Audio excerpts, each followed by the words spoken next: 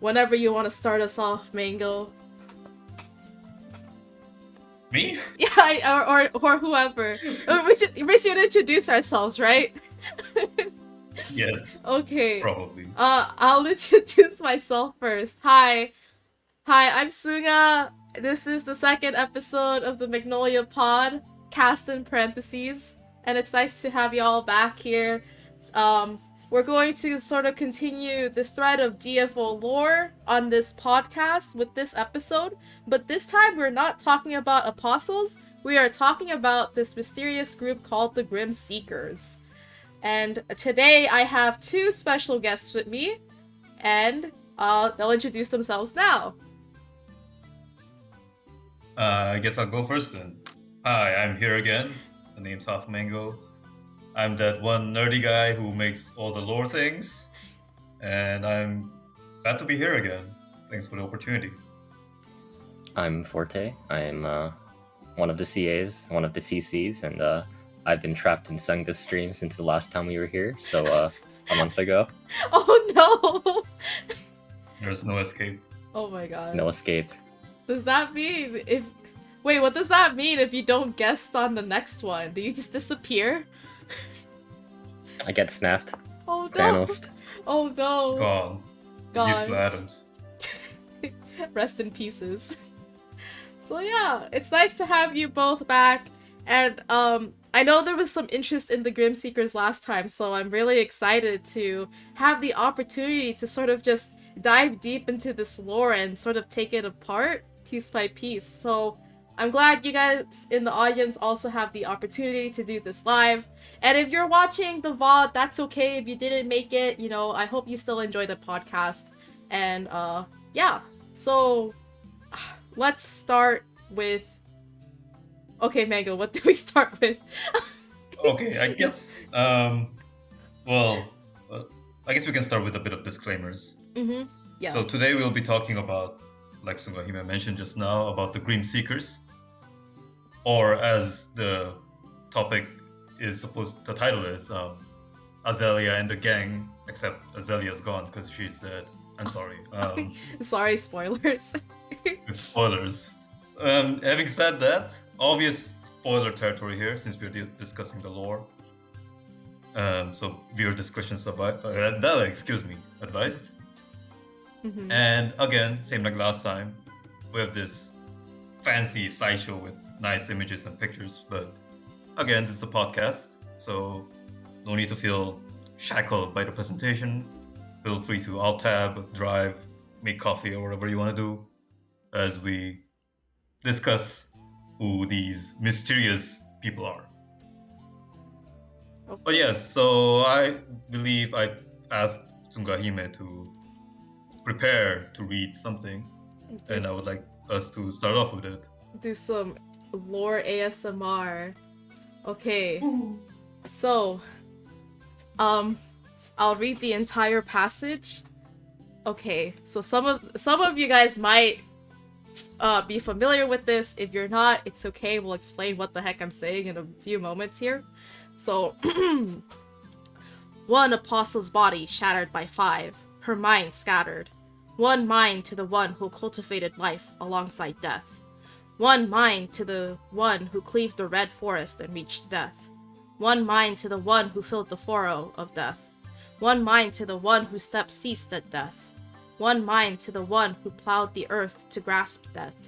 One mind to the one who shared life despite death. One mind to the one who was engraved by death. So they counted 7. 7 minds join so. The enlightened one names himself the prophet and steps forward. We 7 shall be led to know, without seeking the voice shall be heard. So shall we listen until we are joined. Finally, the 7 gather. Without words, they know of the eyes they have. They name themselves the Seekers, an oath to sunder the prophecy. Those who hold the land dear gather, and the prophet finally declares, as you pray, fear the end of the world. As I speak truly, the prophecy is nigh. And as you pray, fear not the death of the apostles. When our fate is sealed, so shall one more come forth. And so shall you pray, as we cannot protect the 13. we shall protect one. The one that will deliver us from our end, as we desire to protect the world at the cost of 7. So shall the one protect at the cost of 1, and the prophecy will be false. Thank you. Yay. Woo, woo. Big claps. Big claps. Sunga just read the entire poem from Lord of the Rings. Yes. So that was what's called the Grim Seeker's Bible, and it's basically their Bible, as the name indicates. Whoa. But whoa, big surprise there. But it's also what, in a sense, contains the essence of what Grim Seekers are supposed to be. We touched So- about the last passage last time we did this stream, you know? When our fate is sealed, so shall one more come forth. Yeah. That we did. Yeah. That caused the split into Grim Seekers, if I remember correctly. Oof. We'll dive a little bit deeper into that in today's discussion, I guess. But yeah, so Grim Seekers. Do either of you remember exactly when in the story we run into them for the first time? You know, this is where I remember the really convoluted days where we actually ran into the Grim Seekers, quote unquote, in Nexon days, where you actually ran into Syrah really early in Blood Sands, and I actually don't know how that fits into the stories or if it got truly retconned. Yes, that would be quote unquote the first. Unfortunately, retconned. No longer relevant, unfortunately. My guess would have been technically, I guess, when we met Azealia in Northfire. Like for our first awakening quest, right before we get swallowed up by the weird portal, interdimensional portal, excuse me. Yeah. So that's a good guess, but there's actually one more point before that. Oh, when was that then? So you remember the whole Dark Elven Kingdom's invasion crisis arc thing, yes? The one where the yeah. Dark Elves are like, "Oh, humans, bad, we will attack you now." Oh yeah, like we almost went to war with them, right? Yes, which was quite close. But in that whole arc, the adventurers go around trying to solve problems for them, so they wouldn't be angry anymore. And there was a section where we ran into an illusion of the Letia. Oh. You remember that? Vaguely. I vaguely remember this. This is so long ago. It's quite obscure. But there was a section where you would hear about these diseases coming up in the Dark Elven Kingdom. Yeah. And then you uncover that this is caused by an illusion of the Letia. Oh, I remember now. Yeah. This was the original storyline for Noir Farah, I believe. Yes. Yeah. And then as you're trying to go and stop him, these weird guys with mummies would come up and would be like, "Oh, we are here to save the Letia. You won't be hurting him." Something along the lines of that. Yeah. Perhaps they didn't really make much of an impression because they were unimpressive, I would say. All I remembered is that I think you had to like kill them fast and then go to the next room fast or it'll respawn. That's all I remember about those enemies. The mummies did. The mummies. Yes.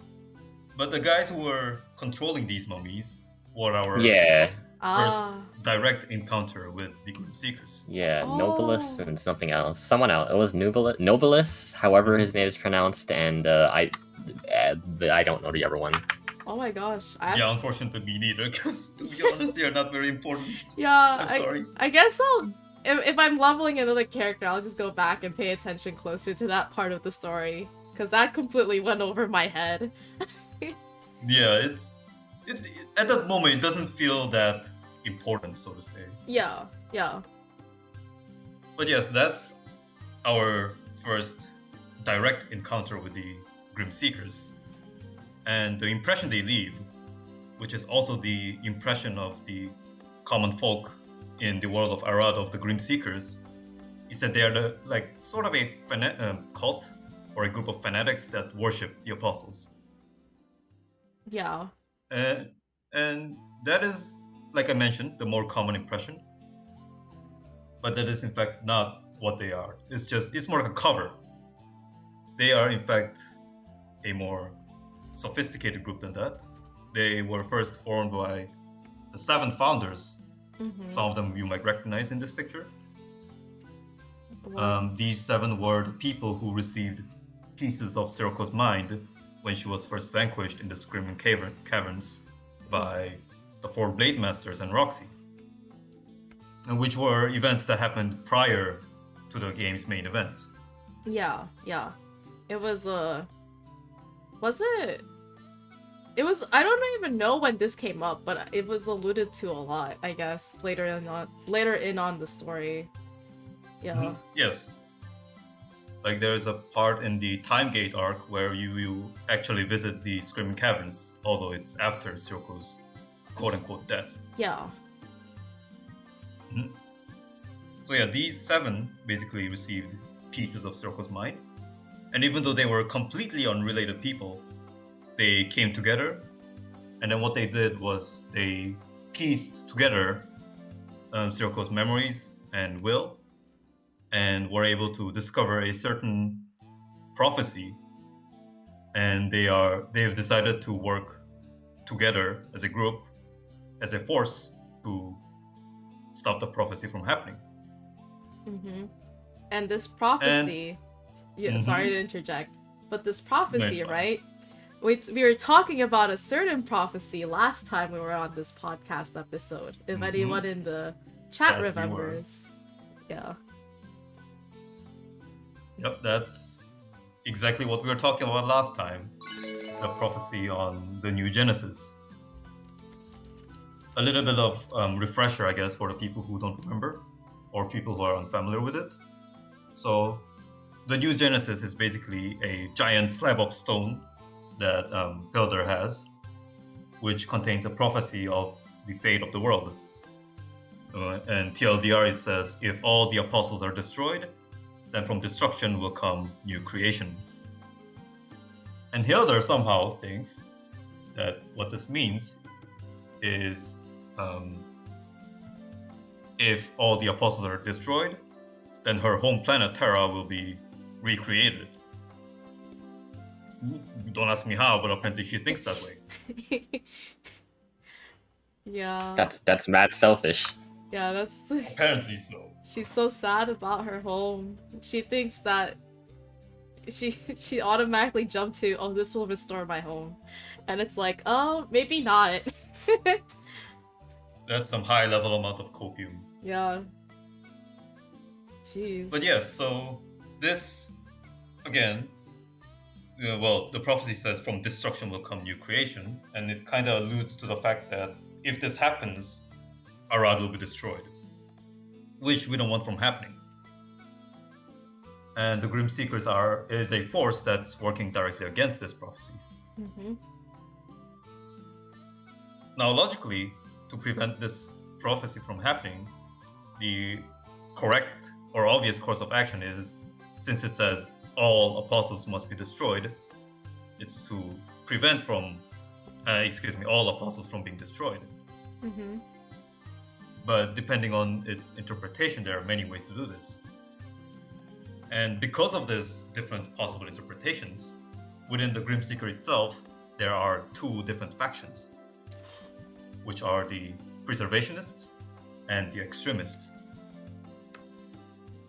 The Preservationists are basically saying, the apostles are living things as well. We should save as many as we can. That's a little sus. Only because we talked about some of the destructive effects of apostles being transferred into our world. So maybe, I don't know, what did they have to say about that? I believe during the Luke era, when we actually get the illusion of getting to make a choice, the faction we run into is the Preservationist faction, I'm assuming, because these guys were talking about apostles in generality during that part of the storyline. Yeah. It's that part of the story. I don't know if they removed it, but it was during the 85 or 86 camp, you had to pick a camp, right? And one of the camps you could pick were the Grim Seekers.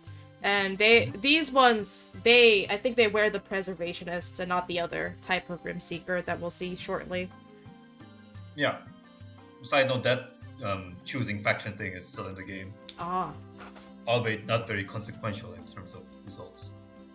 Yeah, I have my title from the old days. You know, when I picked the Grim Seekers camp, ooh, go Grim Seekers. Everyone else was sus. Okay.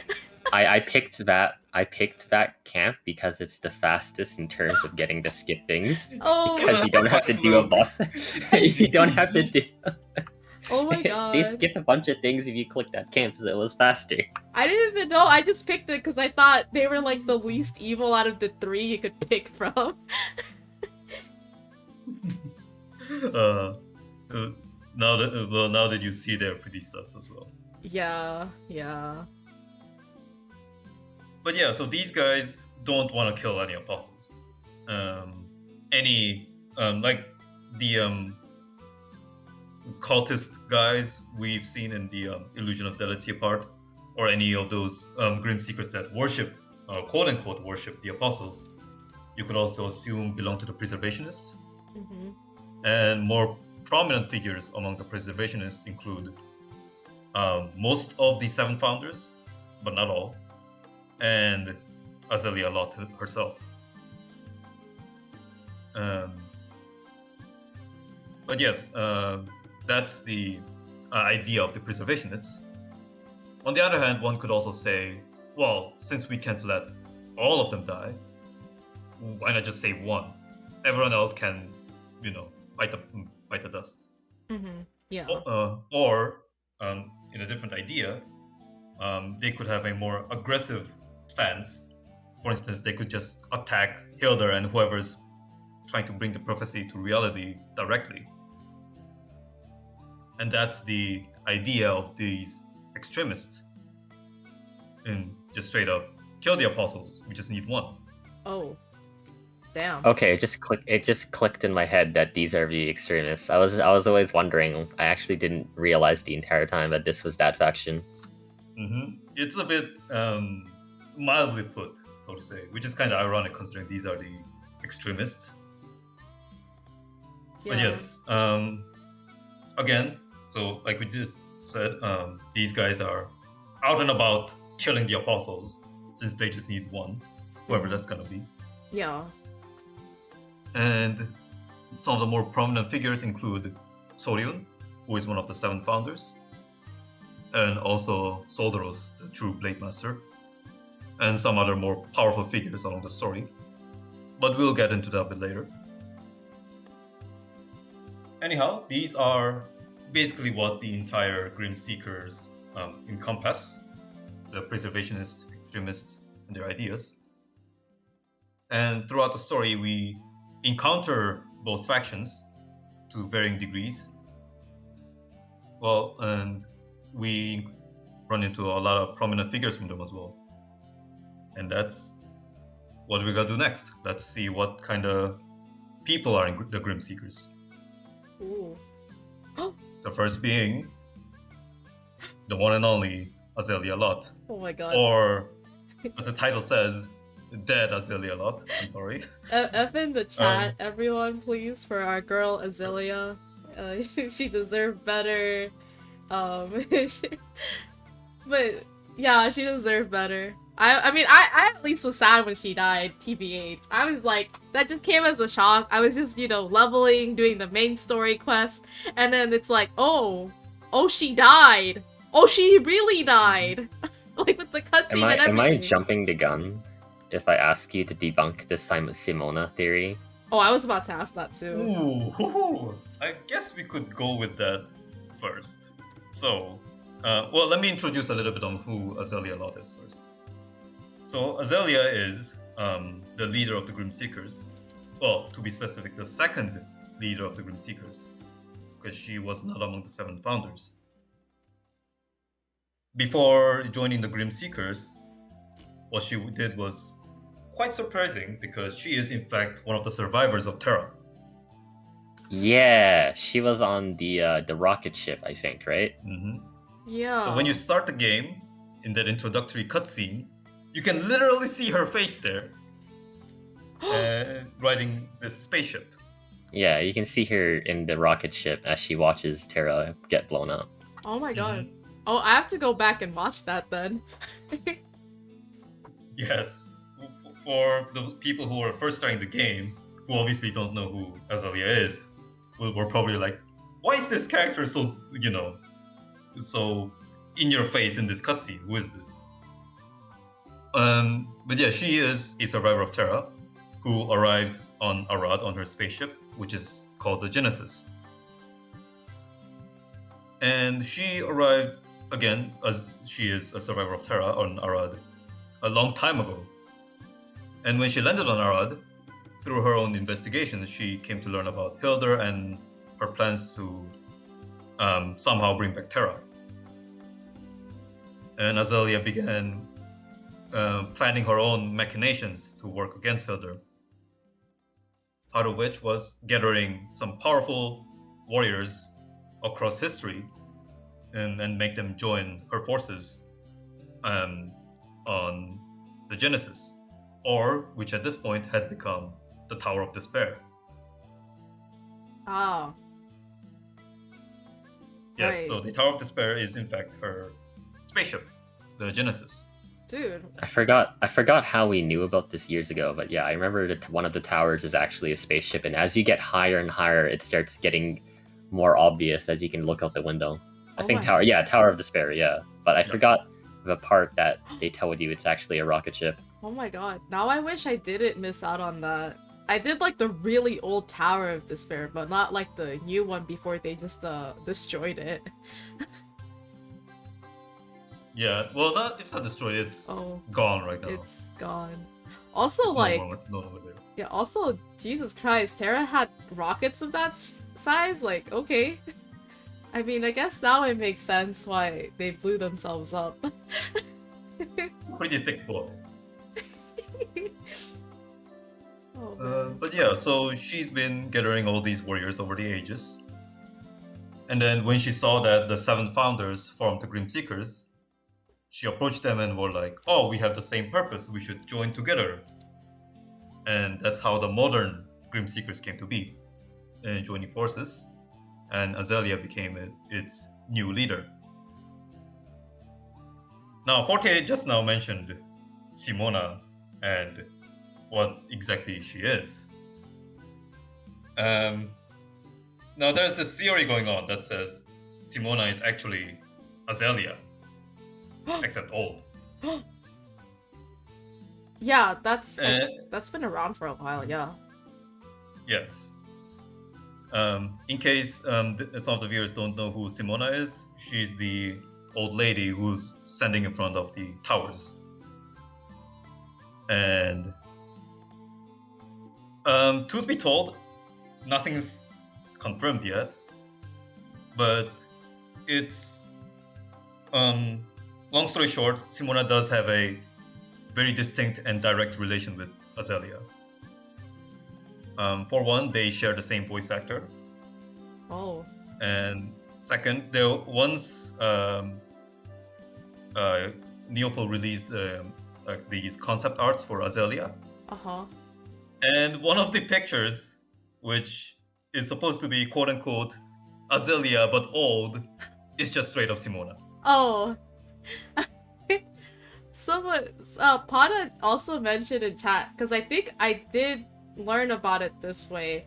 The theory came from an old DNF published calendar that's just like outright stated it. Yeah. Mhm. Yes. So it says old Azealia equals Simona. No, if I And pulled out my art books right now, I'm pretty sure I'd be able to find this because Oh, I have the art books with You the probably Azealia. could. I probably could, but Okay. I'm too lazy. Frantically searching, flipping the pages through. I'll find this eventually.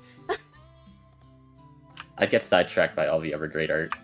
Oh my god. I know, I want to an be fair, art Neopol book. makes amazing art. I know, I want an art book one day.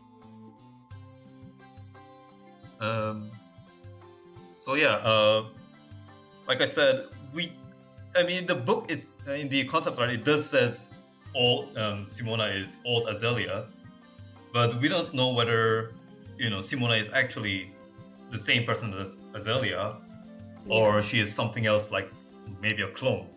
Yeah. Or like an Azealia from a different timeline, because we have that in our Possibly. story, right? Yeah, exactly.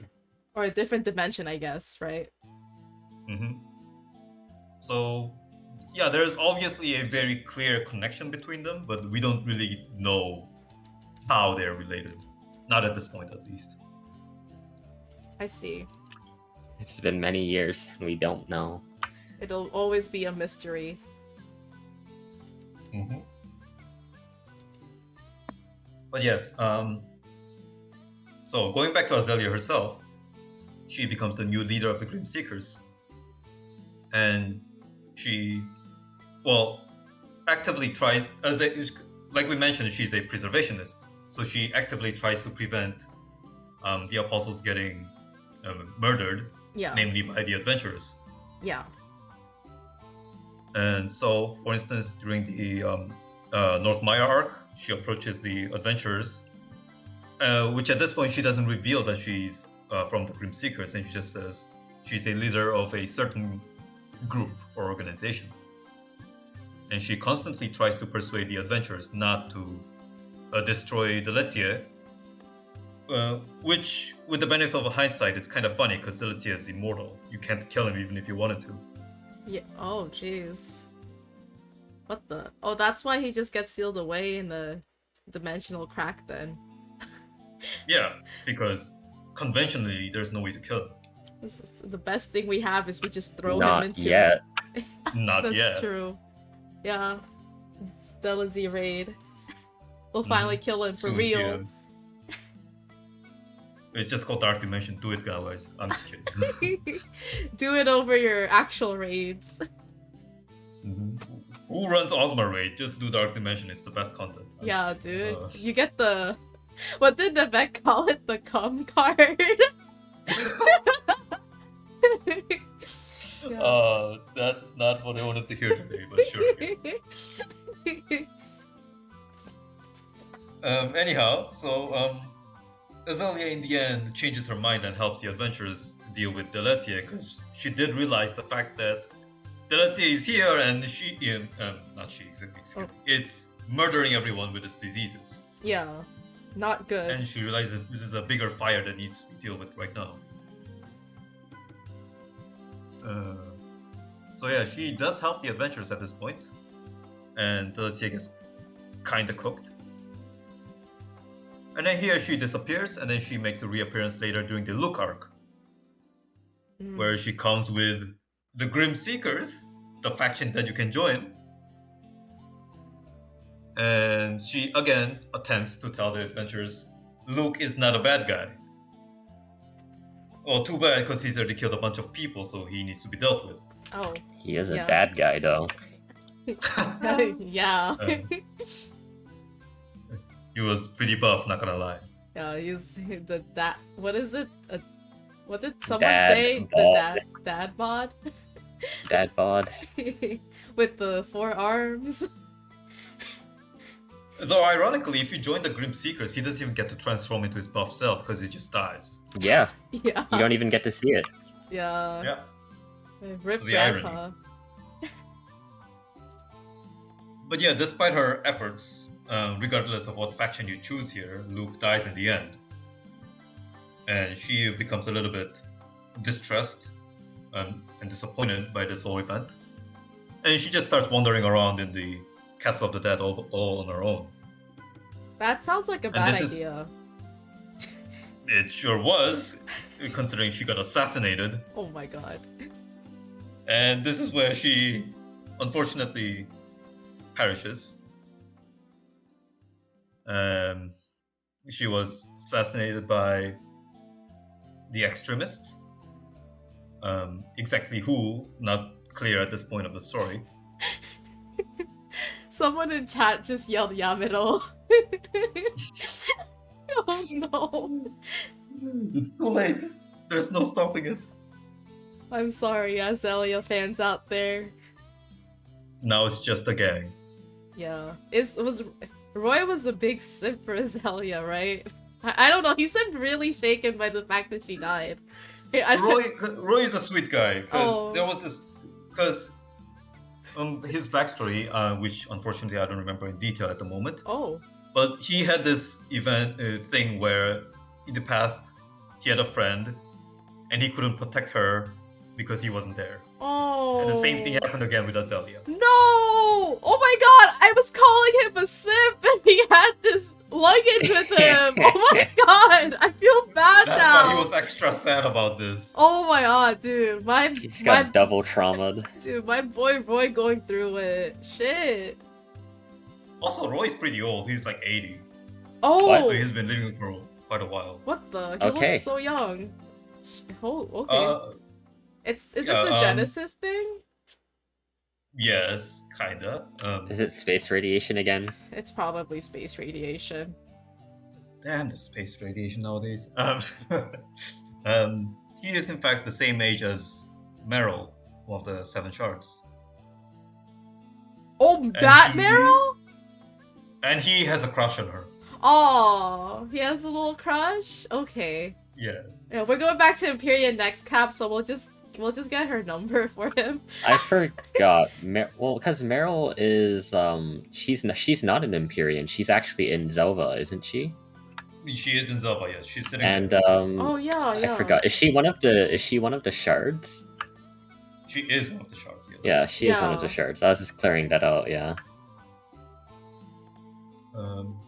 But yes, and sidetracking to Roy, Azealia got assassinated, and she leaves I guess you could say, will to the adventurers, telling them that there is a truth beyond the truth, and destroying the apostles will lead to doom. Oh. And then her body is carried by Roy and Erica back to the Tower of Despair, or Genesis, where her body is laid and Genesis flies back off into the space. Down. Yeah, that's I can't wait for space radiation to bring her back. awesome. Revived Azealia. Space radiation, son. She comes back with the gun. Look, man, that space radiation gave us furries. I wouldn't put it against it to give us zombies. Oh, okay, yeah, it could be. A new zombie mode on DFO. Even before she comes back as a mummy. Oh my god. Yeah, I'm ready for it. The new game in the DFO IP, zombies in space. I think it's realistic. They could totally bring it back and it could totally become the setting for like a new story, maybe. Yeah. It's possible. I wouldn't rule it out completely. Because Azealia has been popping up in flashbacks. Like the game has not forgotten about her. They've been putting little bits of her now and then. Down. But yes, that was the chronicle, I guess you could say, of of Azealia Lot, the second leader of the Grim Seekers. Now let us move on to the 7 founders who actually formed the Grim Seekers to start with. First up, you have this buff man over here. They're very buff. Very buff. His name being Ashton Rosenberg. And in the Grim Seeker Bible that Sungahime ASMR'd earlier in the podcast, he is described as the one whose steps ceased at death. As for why that's the case, we'll see in a minute. So, a little bit of backstory for this guy. He is, I think most people would have noticed, but he's a berserker. Whoa. And before joining the Grim Seekers, he was a mercenary. He is definitely got that Kazan syndrome. Yeah, that's pretty bad. He's having a pretty bad case of it. Which is kind of ironic for reasons we will see in a minute. But he was part of the expeditionary force marching into the Screaming Caverns to deal with Sirocco way back then. But while they were still marching in, Sirocco died, kind of. And that's when he received part of her mind. They were a little too late to the kill. Exactly. So hence him being whose steps sees the death, because he never made it there. Oh. Oh. Damn. Yeah, so after that, he met with the other 7, and they formed the Grim Seekers. And he became the head of the dark side branch of the Grim Seekers, which is the region around Rothchest, the place that you go Oh, through, the place okay. where you meet him. I see. Yep, Black Shrine. Yeah, but then we Yep. meet him when he was already possessed, right? Yes.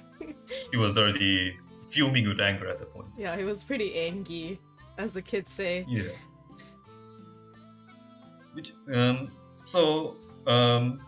He's called the Ashton Rosenberg, not because his name is Ashton. Ashton's just a title.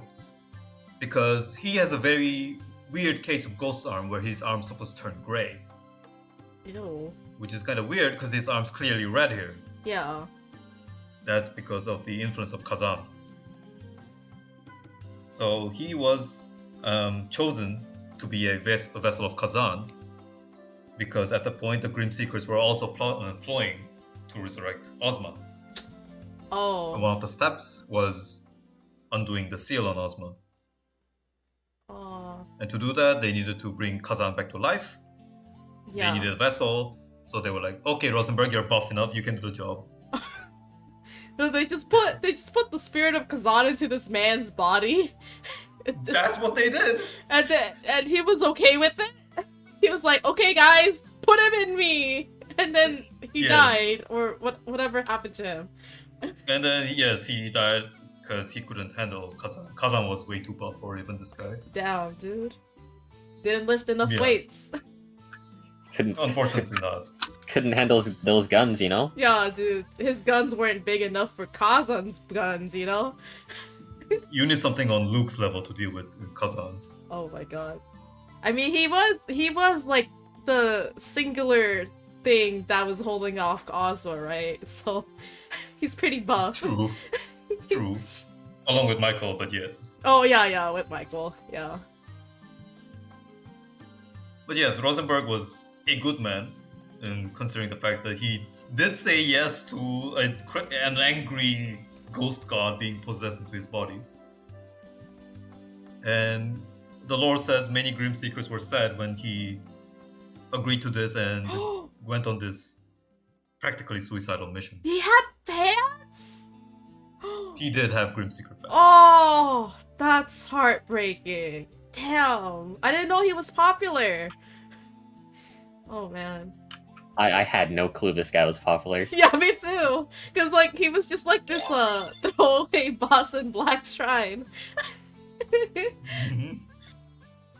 Which is also interesting because the common conception of berserkers is that they are always angry and screaming. It's like, blah, die! But this guy he talks in a very noble way. Oh. It's like, when you encounter him in Black Shrine, it's like, come, I do not fear death, or something like that. Oh. Now I'm sad. Yeah, He's he was just a nice a very stoic man. Yeah, now I'm sad. Yeah, but he was a nice man. But in the end, he couldn't handle Kazan, and he perished, and his piece of Sirocco went back to Sirocco. Oh, I see. Damn. Moving on, we have this old lady, known as White Flower Mandarin. She is, if you know the class, you probably guessed by now, she is a Nen Master from Suju, which is a small nation lying on the western side of Arad. Mm-hmm. And she is described in the Grimseeker Bible as the one who cleaved the Red Forest and reached death. This is because of the fact that she was in fact traveling through the Red Forest when the whole Screaming Cavern incident happened. Oh. Side note, Red Forest is the forest that lies between Suju and Elvengard. Okay, I was wondering what the heck the Red Forest was, because I've never seen it in game. Yeah, it doesn't appear in the game, it's just a name of a region. some lore information, I guess. Damn. The game also mistranslates her and often calls her a male at times. Oh yeah, I noticed So that. yes, people do get Pain. confused. Okay. Yeah.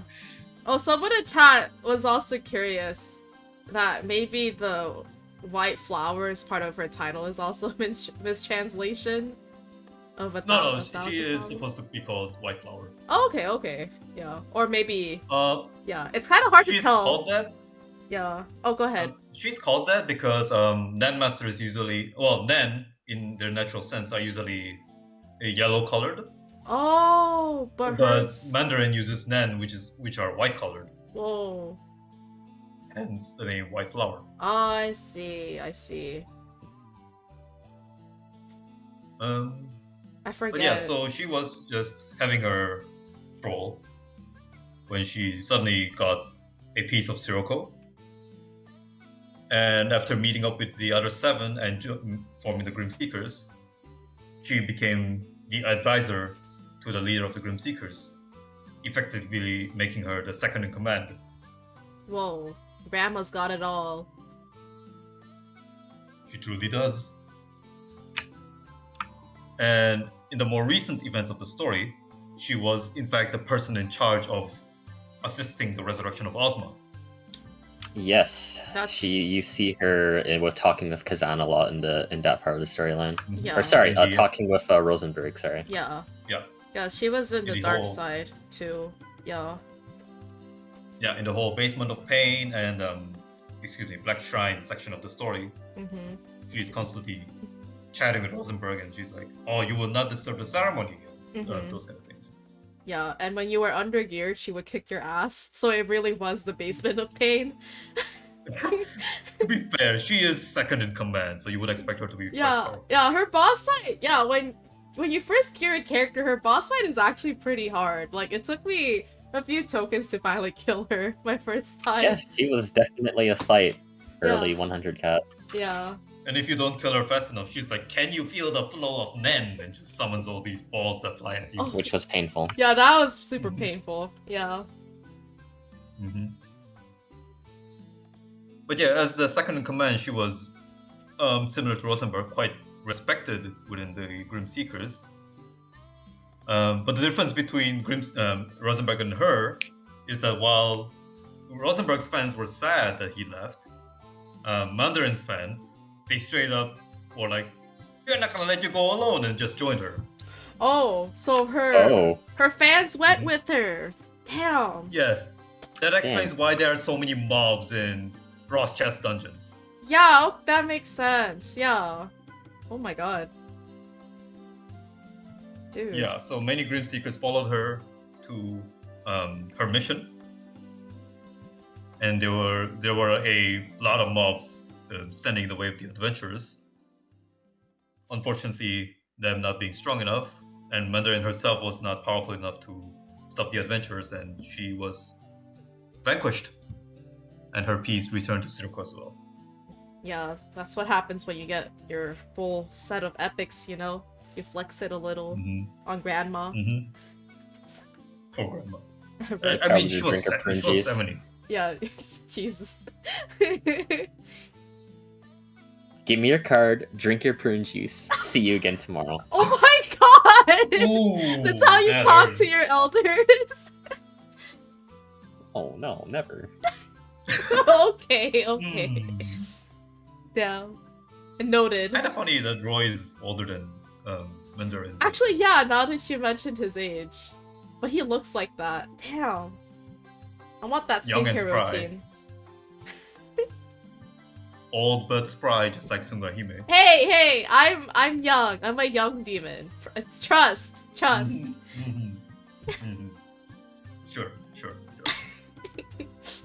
But yeah, that's it for Mandarin. Let us move on to the next one. I love her. Sorry, I'm a big fan. I'm so sad we had to kill her. I think so many of us are. This whole storyline with Ferris and her was really sad. Oh, yeah. It was quite touching, I guess one could say. Oh my god. So she's Hellcat Louise. who is described as the one who plowed the earth to grasp death. So, like her title says, she is a Hellcat, which is the first awakening of, the female brawlers. She's in fact the first Hellcat ever in history. Yeah, she was like original or she was like the originator of a lot of their techniques. Mm-hmm. Yeah, and Yeah. I think before this whole Oculus thing, she was only just name dropped in like F Brawler skill names, right? And then they actually made her a character, which I thought was cool. They had equipment for her too. Oh, I Mhm. see.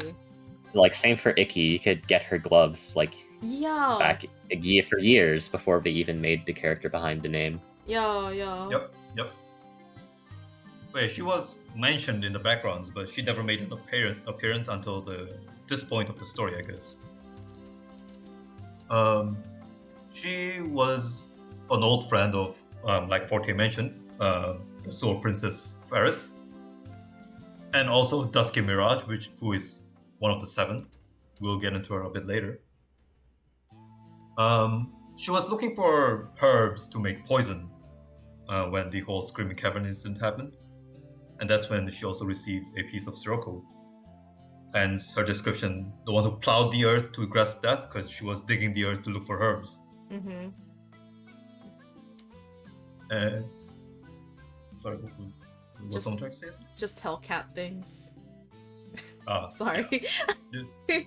Just casually digging the ground, looking for poison. Wait, hold on. Someone's posting fan art in chat. Apparently, that first one of Louise is apparently it. I don't know what it says, but apparently it's like ties into her character. Ooh. She It's doesn't something like about like sushi? spicy. Oh. No, it's like spicy. Like Oh. I think Mango would understand it. I don't. Yeah. I need to open chat. Hold on. The first one you said. Yeah, it's the first one. When she's like chibi. Having sushi. This is important. This is important lore talk. Or that picture came out when like the Oculus first came out, and people were talking about the characters people drew this for Louise after seeing how they fight her in the dungeon. Oh, wasabi. I think she ate. Yes, she's having trouble because of wasabi. I don't. Am I missing something very obvious? I feel like I honestly don't know. I just remember this going around a bunch of Korean boards when Oculus first came out. Maybe it might have just been a popular art. Maybe when we do these lore podcasts, we should bring in a meme expert as well. That might be a good idea. Yeah. Unfortunately, I'm not very good with memes. But yes, going back to Louisa herself. So after she got the piece of Sirocco, she joined with the other 7, and then she became the head of the Elvenguard branch of the Grim Seekers. Interestingly enough, she was not a person that really liked to be shackled by an organization, and she preferred freedom, I guess you could say. But knowing that the Grim Seekers are working to prevent the literal end of the world, she acted a bit more discreetly behind the shadows to help the organization. Oh. Which probably explains why we've never seen her, because she was always working behind the scenes. Yeah. But when it came to the Oculus, when things were trying to spiraling out of hand, she finally made an appearance to be a bodyguard to Ezra. Mm-hmm. And then she was trying to stop the adventurers, who were way too powerful at this point. Damn. Like, she literally says, like, are you guys immune to poison?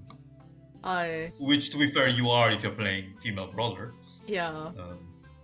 Yeah, you get a special interaction if you run into her as a male or female brawler. Oh, yep, that's... Yeah, I always like the little flavor text you get if you're playing a certain class. I thought that's always neat. You know, she would have lived longer if she didn't have her hidden stingers, like, attached to her by Velcro. The Velcro. Yeah, she needs to get something else.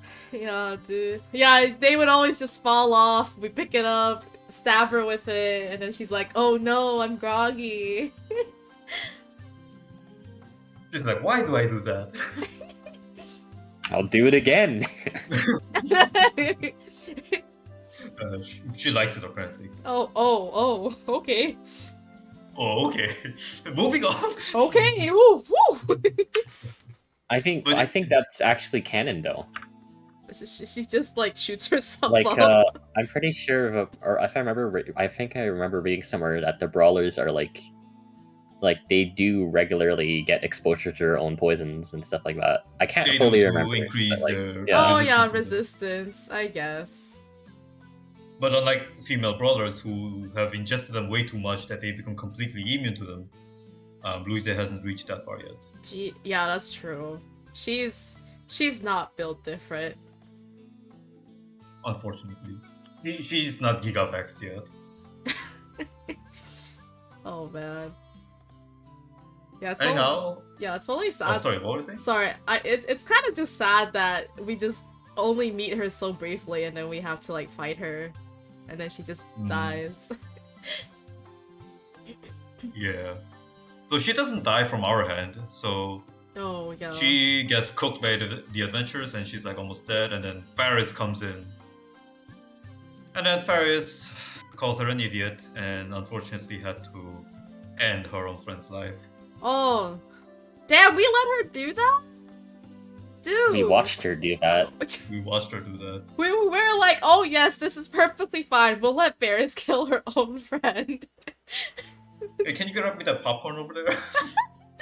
Jeez. Yeah, like in the cinematic, you don't get to finish her off because Ferris comes in and does it for you. Oh my, Yeah. that's pretty sad, dude. Dude, everyone's just like traumatizing themselves. Yeah. The whole faction, series of events is pretty saddening, I guess you could say. Oh man, dude, this is so sad. Alexa, play Reshpon Village of Pain.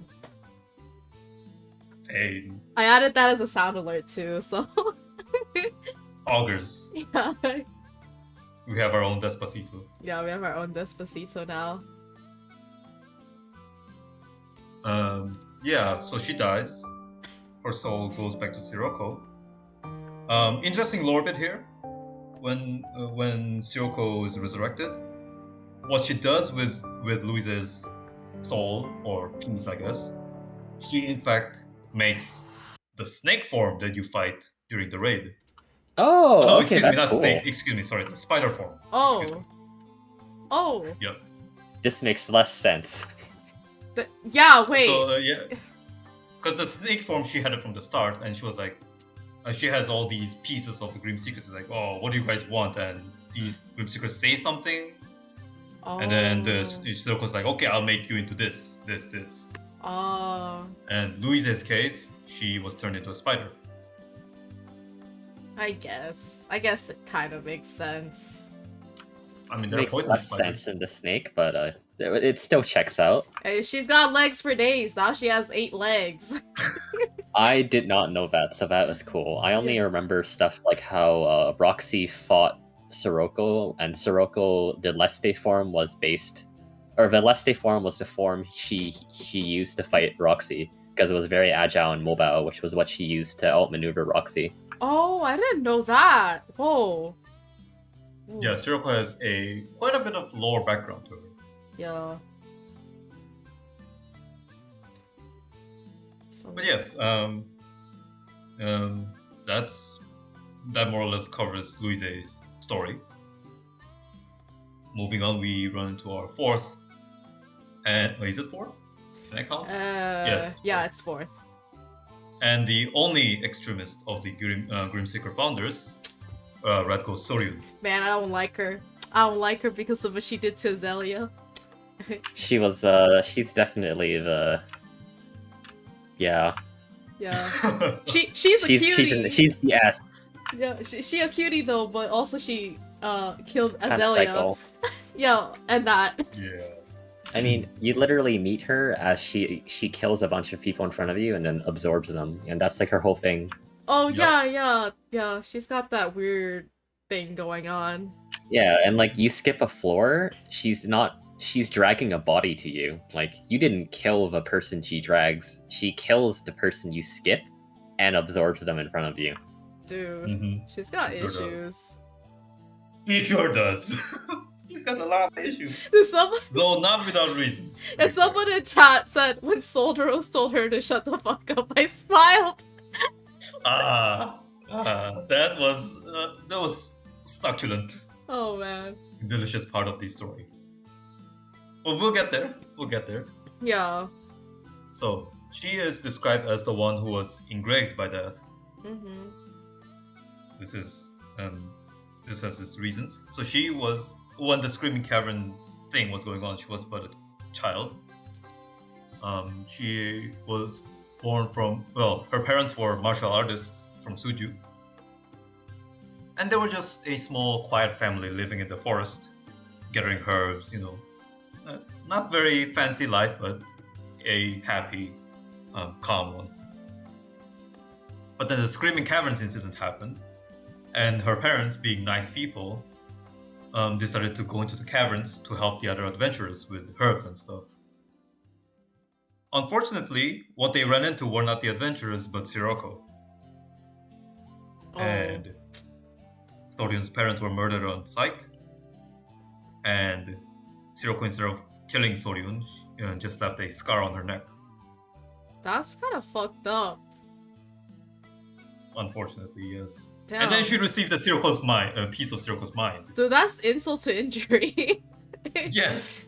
It's like I get a piece of the mind of the thing that killed my parents. I hate it here. That explains why she has so many issues. Yeah, she's got a whole luggage, you know. She's gonna have to pay extra to put that on the plane, kind of luggage. She's kind of psycho. Yeah, she's kind of psycho. Unfortunately. Or maybe some people are into that, but I'm not. Ooh, I don't know if you're gonna go. Pull back. Okay, I'm pulling back. But yeah, that caused her to be a very, very extreme extremist, even among the extremists.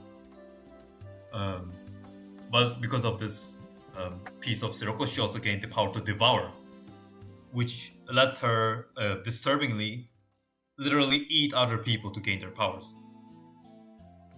Oh, so like Kirby. I'm sorry. She is Kirby, in fact. She's Kirby. Except she doesn't have the vacuum cleaner mouth. Yeah. Yeah, so... She lets absorb souls, I believe. Yeah. She can do it in multiple ways. Oh no. She could also... I don't think this is family friendly, but she could also quite literally eat the person. Oh, so just like how I used to. Yeah. Not a tag I was expecting to hear today in serious context. Not what I wanted to go for, but I guess sure. Okay. I see. Forte mentioned the Oculus, where if you skip a boss and she drags the body to you when you meet her. Well, she isn't exactly dragging the body towards you, she is biting into them. Oh. Ooh. Ew. Yeah. Which is kind of creepy. Yeah, dude. But yes, and after joining with the other 7, she became the head of what's known as the Seekers. Not the Grim Seekers, but the Seekers, which is like a special task force within the Grim Seeker itself. But since she's such a twisted extremist, she's always been against the concept of letting the apostles live, and she's always stood against the Preservationists. And that ended up with her choice of assassinating Azealia. I see. And then after assassinating Azealia, she, being a quote-unquote nice kid, she ran up to Solderos up on the Tower of Despair, and she was like, "Hey Solderos, I killed Azealia, let's go out and do extremist things." To which Solderos literally, well not literally, but almost literally said, "Shut the fuck up," and she had to leave. did he like kick her out too? Like, get out of here? Solros didn't even say anything. He just threw his sword at her. Damn. Oh shit. That's gotta sting. Yeah, and Sorin was like, "Oh shit, I gotta get out of here," and she just ran away. Yeah, dude. Not the play. Yeah. Yeah. Not a good play. Not a good play. But yeah, after that she was again. Well, not again, but Grim Seekers obviously is infuriated at this point because she killed their leader. Mm-hmm. So she started getting chased down by everyone. And then on the process of running away, she does more bad things. So she started getting chased by even more people. It's like everybody hates Soryu instead of everybody hates Chris. It really be that. It really be that. Oh man. Yeah, everyone was chasing her. Saying, hey, you seen this crazy girl who eats people? And you're like, nah. No, not recently. Nah, fam. But yeah, she even resorts to devouring Mirage, who is one of the 7 founders. Yeah. She I does remember that. reading She about does that off screen. Yeah. She does that. We'll get into more details on that later. Mm-hmm. But in the end, she starts slowly losing her mind, and then she gets tracked down and she gets cleaned up by Lon Roseberry, another of the 7 founders. After she died, her piece obviously returned to Zero Core like the other 7. But her power to devour was manifested as Gusty, who is a mini-boss that you see along Zero Core Raid. While her soul, or the piece, is Zero Core used to make the swarm of bat that you see when you're fighting Gilly. Oh, I see. So, quite a psychotic person with a little bit of sad backstory, I guess. Yeah. But it only gets sadder from here, so buckle up and hold on to your hats. Oh no. Okay. So, next up, we have this man right here. Lone Roseberry. The boy. Our boy. Also known as Blue-Faced Asura Lone Roseberry, for his iconic blue mask. Side note, in KDNF, his name is actually Roseberry Run. I don't know why they changed to Lone Roseberry, but it's not too bad, I guess. I've seen worse translations, to be honest. And he is described as the one who has filled the Furrow of Death. Yes. Yeah. I almost thought I read the wrong thing. Excuse me. And before joining the Grim Seekers, he was a swordsman, or an Asura, if you're a bit more familiar with this class, from the Belmire Principality. Okay. And he was a happy man. He had a family. He had a daughter. Oh no. Unfortunately, he was suffering from the ghost arm. Oh, yeah. In both of his arms, in fact. So he was having the double the crazy. That's pretty yabai. Holy shit. Yes, he unfortunately went berserk and killed his whole family. No! Oh, that's... classic. Dude, the classic M Slayer move. Mm-hmm. Very tragic. And that's when he started wearing the blue mask, out of shame and sadness. So, after that, he started working as a mercenary. And he was part of the forces that went into the Screaming Caverns. To defeat Sirocco, obviously. Unfortunately, he and his pals didn't even get to see Sirocco because they were decimated by none other than Kane, the crazy swordsman guy. Oh. Damn. Yeah, so Lone's friends all got killed by Kane. Lone made it alive alone. Haha, word pun. Sorry, excuse me. Alone again. Yeah, he made it out alone alive. Yes, sadly. And then he received a piece of Circle's mind. Was the Kane that they were fighting, was he like alive or was he like already a puppet of Sirocco at that point? No, he was still alive. Oh, okay. Because in the Screaming Caverns story, there's this section where Kane is like just killing everybody because he was crazy, I guess, just for the sake of it, before he ran into the Sirocco.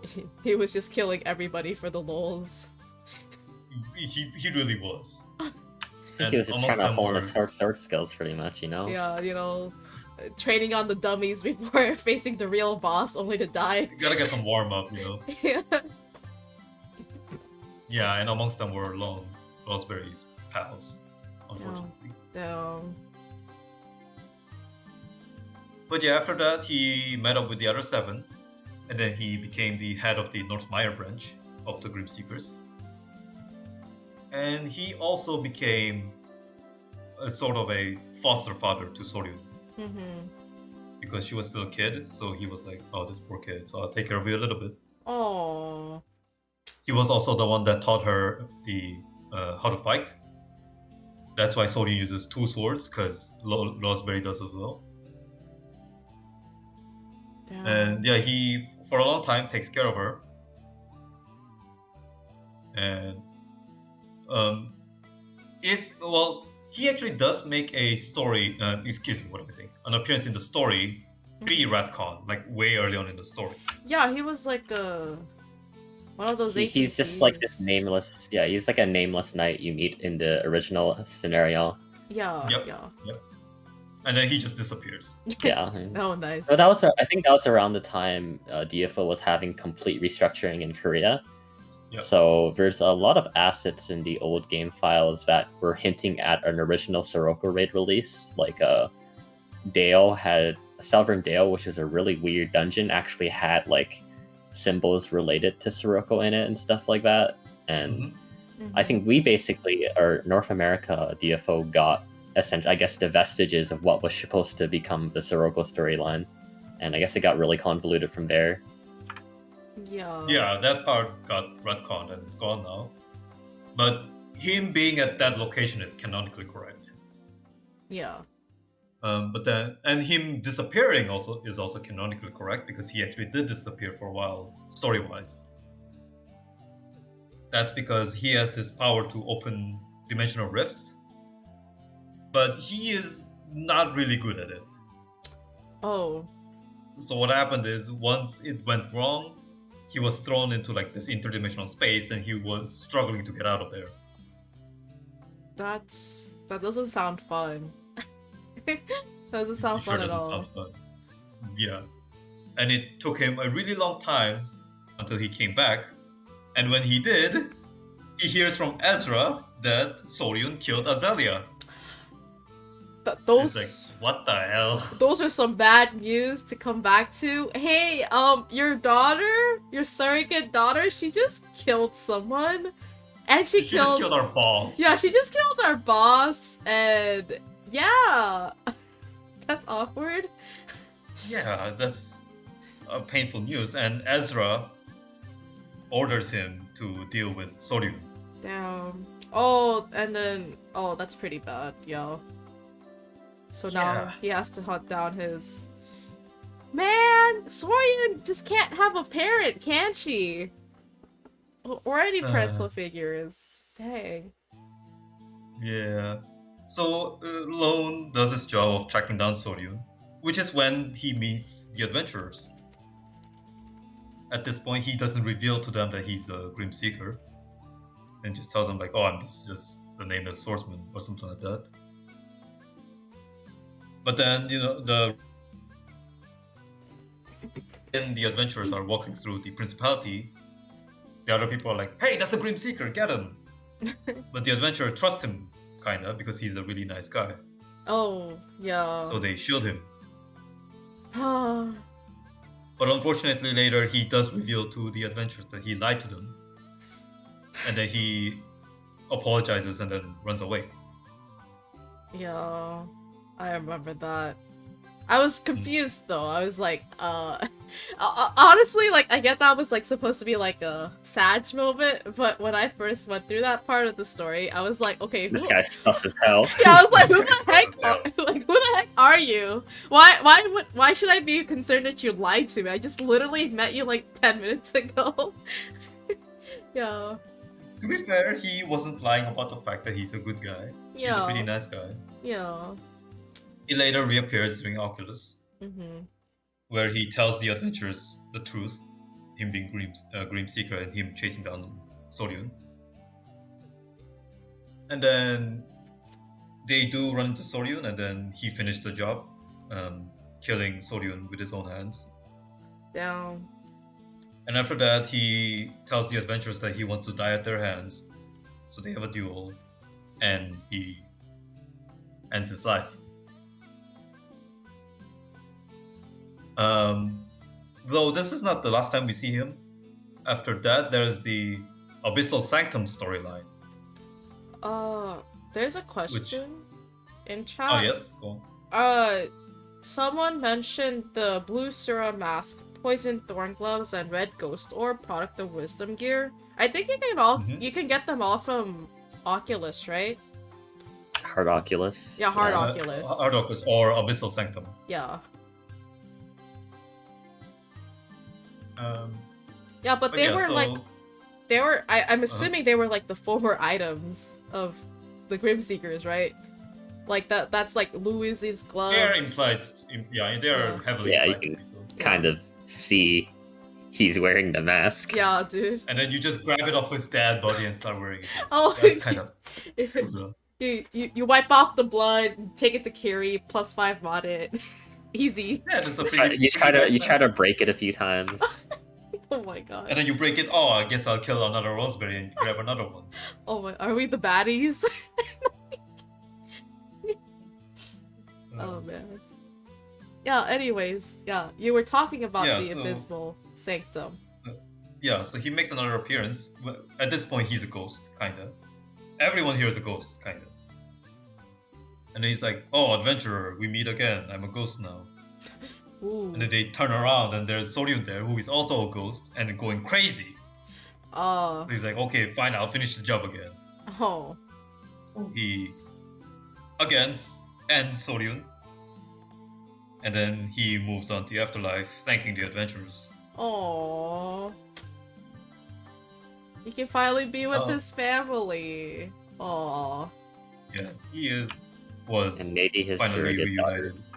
Yeah. that he killed again. Oh, dude. Though before moving on, Sirocco in fact formed the goats that you see in the raid with his soul. Oh, I did not know. So those tiny annoying ghosts that run into you, that's this guy. Kind of. That's kind of sad. He went from nice guy to I'll run you over in Sirocco. Catch these horns. Jeez. Yes. And that's it for Roseberry. Mm-hmm. Next up, we have our big eyeball man. Papa Ezra! Woo! Ezra the Prophet, yes. I call him Papa Ezra instead of Prophet Ezra. Why? They both start with a P! Fascinating.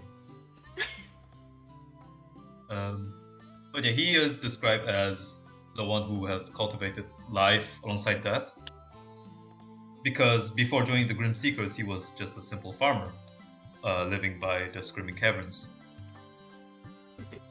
But then he received a piece of Sirocco's mind. He was in fact the first person to receive the piece. Mm-hmm. And then so he had a little bit more enlightenment than the others. That's why he named himself the Prophet and started saying some fancy things. And then became the first leader of the Grim Seekers. I see. But after meeting with Azealia, he realized that, oh, this person is so cool. She should be the leader, not me. So he just hands her the position of leader. Oh, that's kind of nice. And then he just works a bit behind the scenes. Oh, I see. Well, until Azealia died, that is. Oh. And he was like, oh crap. Fine, I'll do the job again. So he comes up front, and at this point, he's a little bit desperate because their boss died, so he doesn't really know what to do. So he decides that drastic times, it's time for drastic measures.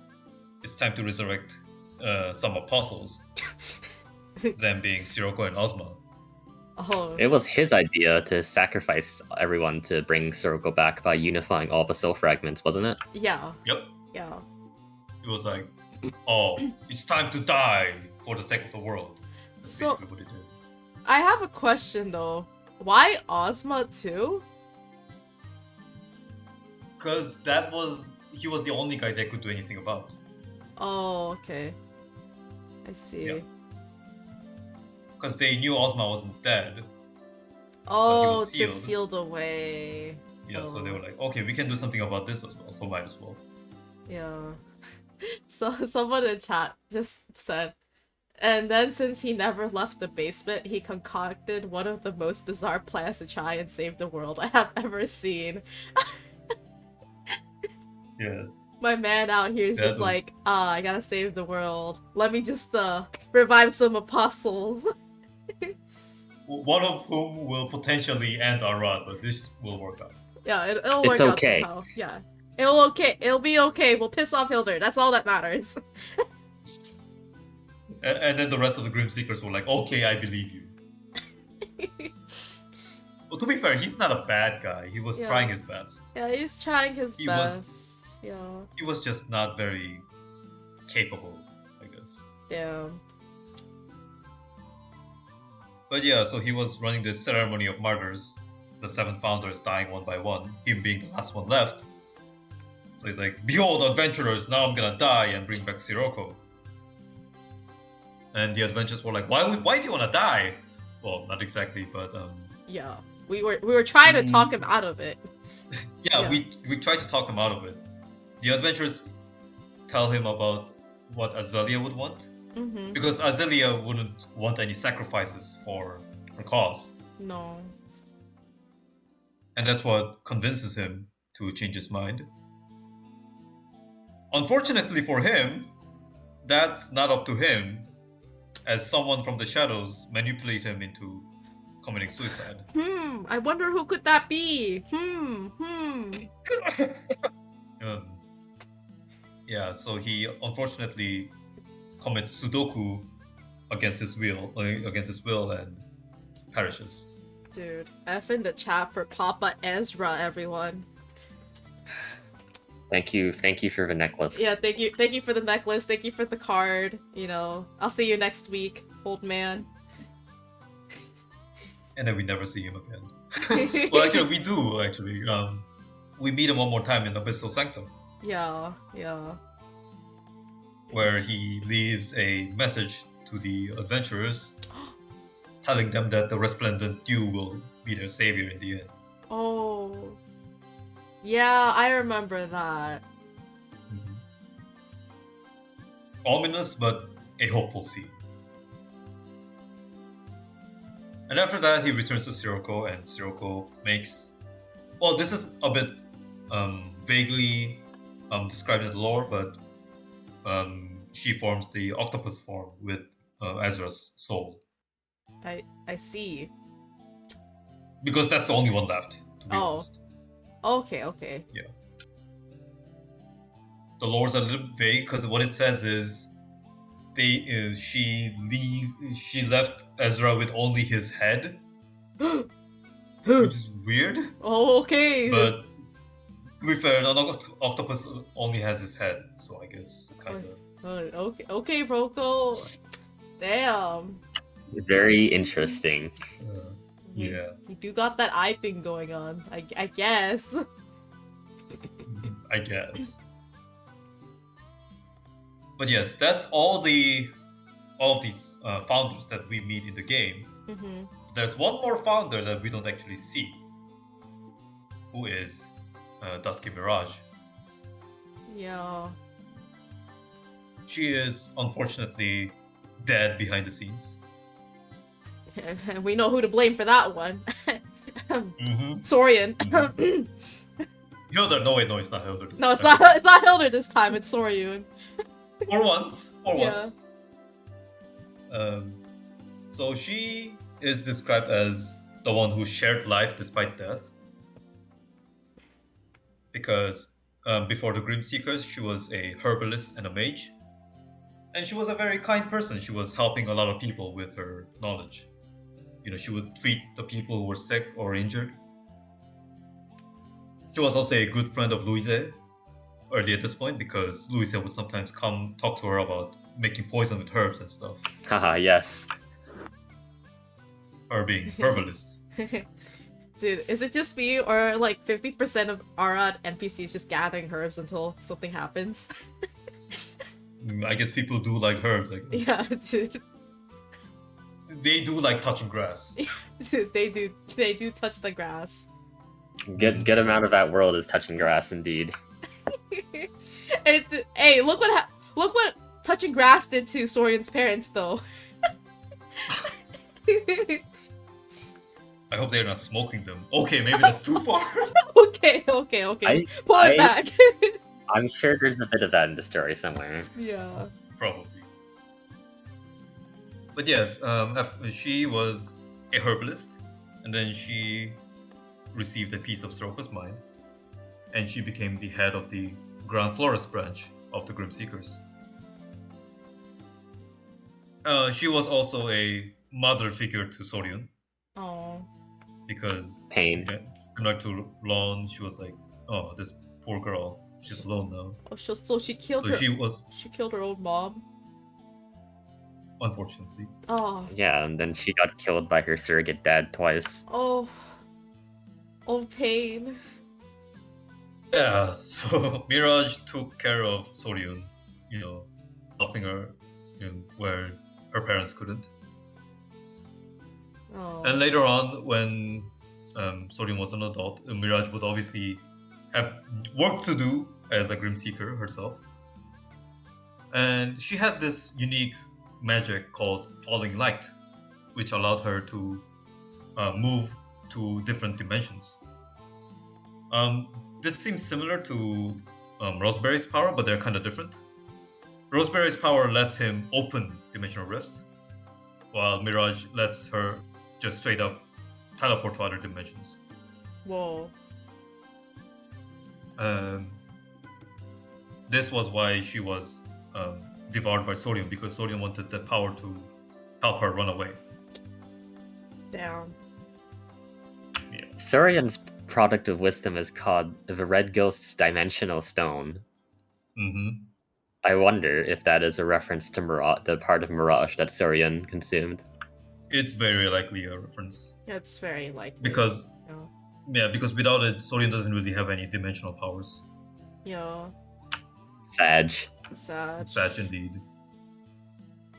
But before she was killed, though, here's a pretty interesting and important lore snippet.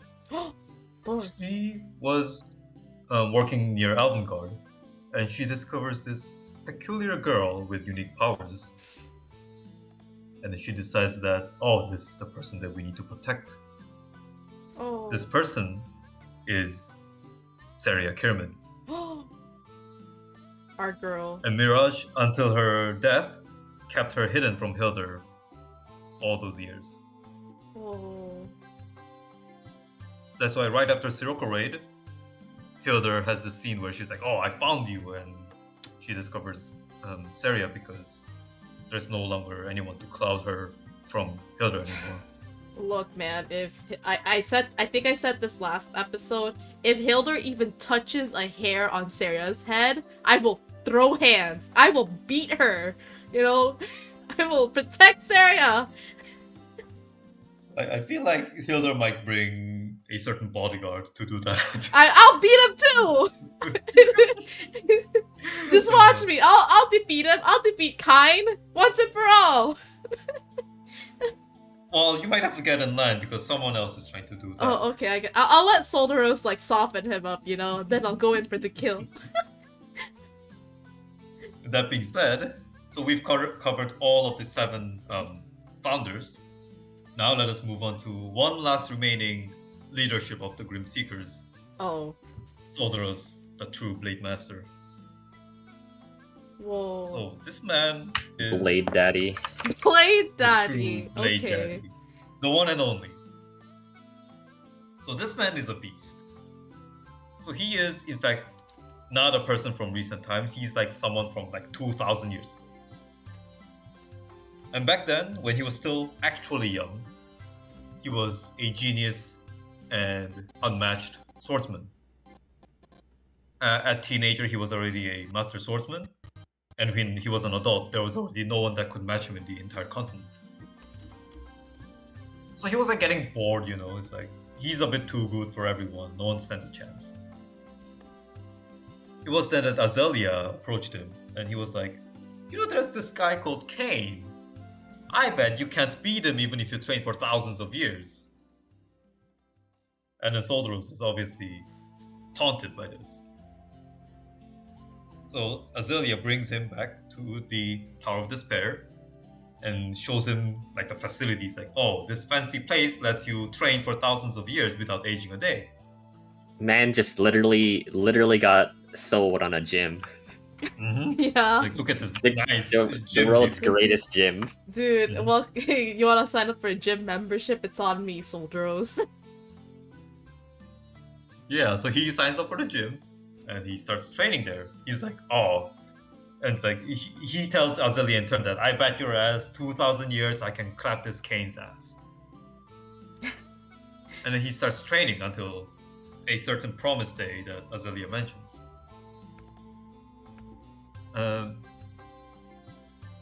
During his days in the Tower of Despair, of course, he is told about other things as well, like the prophecy or the apostles and the Grim Seekers, the purpose and the fate of the universe. And he does agree in their idea, in their purpose of saving the world, hence him joining the Grim Seekers. But his ideals doesn't really match up with Azealia's. He feels like they need to have a more aggressive approach in this whole situation.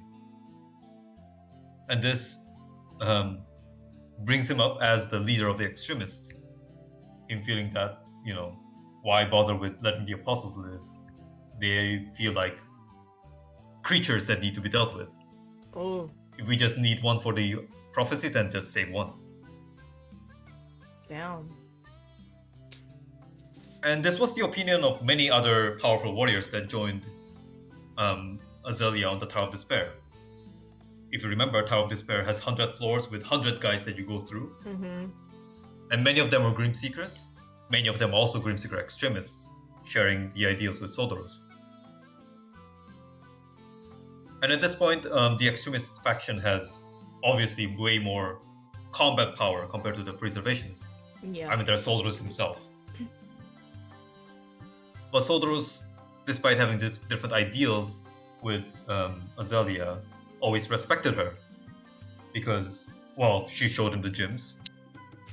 And she, again, was doing this for a noble cause, trying to save the world. So that's why the balance of power within the Grim Seekers didn't really tilt towards Soldaros immediately, because he was keeping it in check. But then, you know, Soryun does a blunder, Yeah. assassinates It's Azealia. problem children, man. Yeah, she does the pro Children. gamer move of killing Azealia, and Yeah, you could expect why Soldaros was mad at this point. yeah, he's not happy. Yeah, so he went, shut the fuck up and get out of my face, and Soryun leaves. Damn. But one day, instead of Soryun, these people called the Adventurers come up on the tower, who are the people that Soldaros have been waiting for all of this time. So they have a little talk. By talk, I mean Soldaros clapping the ass of the Adventurers. I remember that part. Yo, you showed us that Omni 3A though. Yeah, dude. Yep. Showed us that 95 skill. Yeah, the 3A preview before 3As were a thing. Yeah. Because at this point he had 3A. It was so It's like, powerful. hey, Adventurers, bet you guys don't have this one. And we did it! For a while! We sure didn't.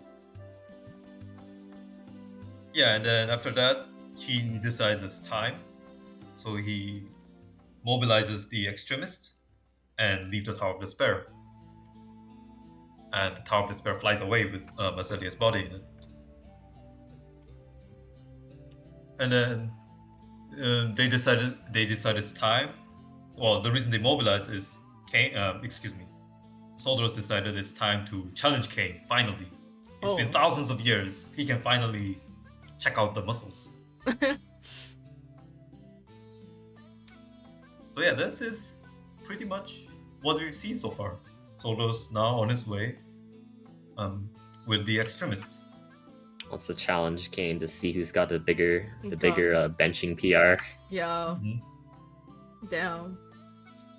DFO of course, along the way, the DFO storyline is just a bunch of people comparing their benching PR against each other, I guess. Currently, there's you can see Sodoros, or sorry, wait, never mind. Forget what I was gonna say. Oh. Okay. I was thinking about a different swordsman. I was thinking about the Ghostblade and Phantom and Yashin. Oh. And like the amount of lore in that small clip, which is like also pretty cool. For some reason, I thought Sodoros was there, but Sodoros is not there. Mm-hmm. Yeah. Oops. Not at that part. Yeah. But yeah, Sodoros, he does give some tips to adventurers as he's leaving out. He does, at this point, if you remember, where the Sodoros suddenly appears in front of like everyone.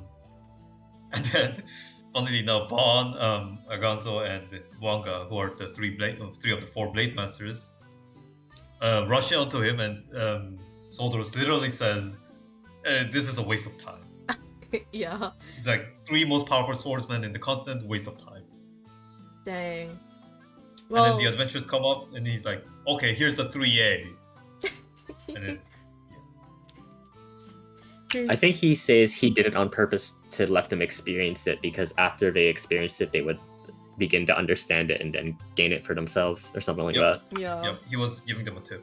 Yeah. Here's your own gym membership to the Planet Fitness known as Genesis in Arad. Yep. But yes, that's the story so far. And what is going to come next? Well, so we know, like we mentioned, Soldoros is on his way to challenge Kane, but he ran into Cassius. Mm-hmm. And interestingly enough, at this point, Soldoros is only with Yangol, who is his pupil, and the rest of the Extremists are not with him at this point. That's because some of the Extremists you saw during Sirocco Raid, you meet Reina, Unjo, and Bihwaram, who were there to delay the adventurers from chasing down the Soldoros. Yeah. But these three and the rest of the Extremists kind of met up. And this is lore material that's revealed in CDNF, but according to them, the rest of the Extremists are on the way to the Delos Empire. Yeah. Now, exactly what they are doing there is a bit unsure, but it's clear they're still alive. I see. So not all of them. What happened? Not all of them Wait, perished. Was Blonde Tyler included somewhere in there? I forgot what happened to Blonde Tyler. She's with the rest of the Extremists. Okay. So basically, except Soldoros and Yangel, everyone's on their way to Delos. They about to clap Delos Empire's cheeks too? I hope they do. Maybe. To be honest, we are not sure at this point what they're doing. I mean, they were the ones, we touched upon it in the last episode. They're doing this suspicious thing where they're gathering apostle power, so maybe they do have a reason to go over there and maybe knock on the door very loudly. Possibly. But unfortunately, the strategy of the Extremists are kind of weird, because despite them having this big force, their plan is, okay, Soldoros and Yangel go deal with Kane. The rest of us are gonna chill here. Kind of weird, but yeah. So it's just the two of them that's on their way to pandemonium. I see. And it's very likely that Yangle and Soldaros will make another appearance somewhere down the line of the story. And I think that it is very likely that they will fail dealing with Kane one way or another. Considering the storyline, of course, because we need to deal with them. Yeah. We are the main characters, not them. Don't worry. They'll soften him up, and then we'll just go in, you know, and just kill him. You know, get the killing blow. It's okay. We're gonna get Sodaros as a tab raid mechanic, where you summon him in now and then to just deal big damage. Yeah, dude. Very possibly. Yeah, we'll kill Like, Steel. they might play a big role for Kane raid. They might be the trigger, or they might be helping us. Who knows? But I am fairly certain that they'll play a key role somewhere down the line. Yeah. Somewhere in the future. Yeah, we'll meet them again someday. Mm-hmm. And hopefully, maybe this time on the same side, please. I don't want to see 4A. Maybe I do, but All those like, catch this 4A. every time there's a new awakening, Soldaros and Yangle has to come back and beat us again. Oh, that would be hilarious. Oh man. But yeah, effectively, these guys are the only Grim Seekers left. The Preservationists are dead, and the 7 Founders are dead. Azealia's dead. And it's just them now. You are Grim Seekers now. So the title should really be Azealia, the 7 Founders, all crossed out, and Soldaros and Yangle. He's just Soldaros and the gang now. Yes. Yeah. Gosh. But yeah, that's the story of the Grim Seekers. Dang. Wow. They really amped up the role of their story in the last few patches. Yeah, I guess that makes sense after Luke, right? Yeah. They've been pretty in there since Luke, yeah. Yeah. You know, since Azealia died.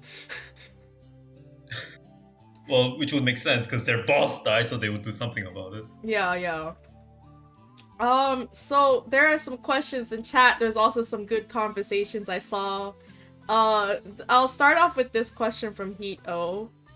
Is Soldaros the strongest non-apostle character in the lore? I think yes. At this point, yes. Yeah. Like, he's pretty... Well, one of the. Yeah. I wouldn't say he's the definitive most powerful. Yeah. There are some other candidates. Apparently Yangle... Such as...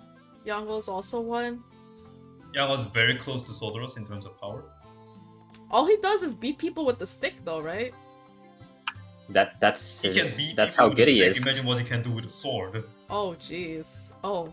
Okay, Okay, Yangle. I respect you. But yeah, speaking of power level, if we broaden the range to any organism that's not an apostle, then there are some Cosmofiends that are candidates to being the most powerful. Oh yeah, the Cosmo Fiends. I forgot. Like Rosen, who people have the tendency of thinking Rosen's like a pushover because of the fact that Fiend War is a joke at this point. But the story of the Fiend War was that we couldn't kill Rosen, so we just had to close the door on his face. Oh. We never actually managed to beat him. Pepsi Man was too powerful, so we just had to close the door. Yeah, We had to close the can. Yeah, we had to close the can. Yeah. But yeah, Soldaros is definitely one of the most powerful at this point. But I don't know if he's the definitive most powerful. I see. Yeah, I guess also, like, some people have brought it up. It's kind of unclear who exactly besides Soldaros and Yangle are, like, alive in the Grim Seekers. I guess there's, like, conflicting... There's a lot of resources which might be conflicting and who's alive after the whole Soroku incident. Three dudes that we meet during Circle Raid are definitely alive because they are mentioned during Exile Mountains. Or was it Okay. post-Exile Mountains? They are mentioned somewhere in the story. Okay. Yeah. Well, I think in due time, it'll be clear, I guess, if we meet them again, who's actually alive and not alive. Mm-hmm. Okay. Okay, any other questions, comments, funny quips in the chat or from Forte or Mango? I made up plenty of jokes already about the gym membership that one can get in the world of so Arad. excited for next cap's lore. I know, me too. Oh, dude. When is 110 Cap coming to global? Soon, yeah. Like, I was briefly talking about the Ghostblade and Yashin story, but I only heard about that based on things I've read. I'm very excited to see if they flesh it out a bit more based on what I know now. Someone asked... Well, 110 Cap does have some juicy lore. Ooh. So, someone asked, what is Yang Ul's stick made out of and how does it not break? It's just a stick. It's just a stick. It's just a stick? Supposedly. Supposedly. So a little bit lore information on that, I guess. So the Blade Masters or Weapon Masters 3A is basically them being able to make weapons, swords out of thin air. Oh. And Yang has reached that point. He just encapsulates the stick with his mind's blade, and it doesn't break. Holy sh! He just decides to swing at people with the stick. I guess I can respect that. Gosh. It's like catch the stick. And just catch the stick, and then you're out in a coma for 5 years. Oof. You don't want to be on the other end of Yangul's stick. Oh man. I saw something in chat. Let me scroll up. Do a full swing sticks. Maybe battle mages should take a note from Yangul and just do a full swing with this stick, you know? Big stick energy. Oh my god. That's a good one. BSE. That's a good one. Oh my god. As Yangul says, if you have confidence in your own strength, even the branches and leaves that you pick up anywhere can become the best weapons in the world. Wow. Do that. Dang. Man of wise words. He's cute. I don't know why I threw that out, but he's cute. Solderos. He's a pretty boy. Yeah, he's a pretty boy. Yeah, that's why he's cute.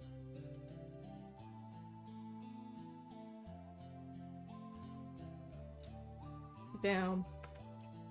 Someone said, Sunga, he's like 2,000 years old too. What are you guys saying about my age? Oh my god. Yeah, I mean, to be fair, that's like the right age, I guess. Oh my god. Or maybe he's still too young. Yeah, hey. Who isn't? Look, age is just a number. Oh no! Damn. Not false. Someone said, who isn't cute in the Grim Seeker cast, TBH? Papa Ezra. Sorry. Nah, Papa Ezra can be cute. You know who's not cute? The sharp Kashasha guy that you see in Bloodlands Tunnels. That dude? Yeah, he's a Grim Seeker. He's a Grim Seeker? And he looks like that? Yikes. Yes. Wait, who? The sharp Kashasha guy in Bottomless Tunnels. Yeah, Bottomless Tunnels. Oh. That weird red demon looking guy with Wait, seriously? Spikes. Yeah, I guess he's part of the Grim Seekers. Cool. He let himself become an imposter? Damn. Yes. Okay, that makes more sense. Okay. That's a little I don't think he's very cute, to be honest. No, he's not. He's not cute. The other furry one was a priest. What furry one? Yes, what furry one? The other one, what was his name? Oh, it's I know what you're talking about. Yeah, the other guy in that dungeon, right? The other mini boss. Yeah, the other mini boss. Yeah, I guess he's a furry. Yeah. The werewolf. Yeah. Kirsch. Yeah. Yes. Yeah, the one that gives plus 100 stats to earring. Yeah. Oh man. He was supposed to be a monk. Oh, I see. Dang. Yeah, I guess everyone in the Grim Seekers is kind of like pretty oldish, right? I Especially, guess so, yeah, especially if they had the gym membership to Genesis. Mhm. Yeah. Unfortunately, Sorin did it and she was just a kid. No, yeah. But most of them were, at least like some of the key figures we've talked about today were like all sort of on the older side. Yeah. Yeah, it's a gym membership, guys. You That's wanna, essentially what it was. yeah, you wanna, The Giga Gym. yeah, you wanna It was get the time capsule. You wanna get strong, you know, train for 1,000 years but not age a day. Gym The membership. hyperbolic time chamber. Yeah, Mhm. dude. Gosh. So when we did our 3A, were we there for like a long time too? That's a bit unclear to be honest. Yeah, there's a cutscene, but I skip it every Yeah. time I 3A now. Like this is just kind of personal opinion, but I feel like what's implied is that basically the memories of the Grim Seekers who trained there are stored in that orb thing, which is called the Genesis engine, I think. Mm-hmm. And then we basically like get those memories. I see. So I think. it's like a premium gym membership then. You know? It's actually the gym membership cheat sheet. Yeah.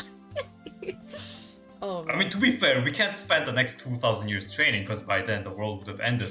yeah, Hilda would have been successful in her plans. There's no Arad.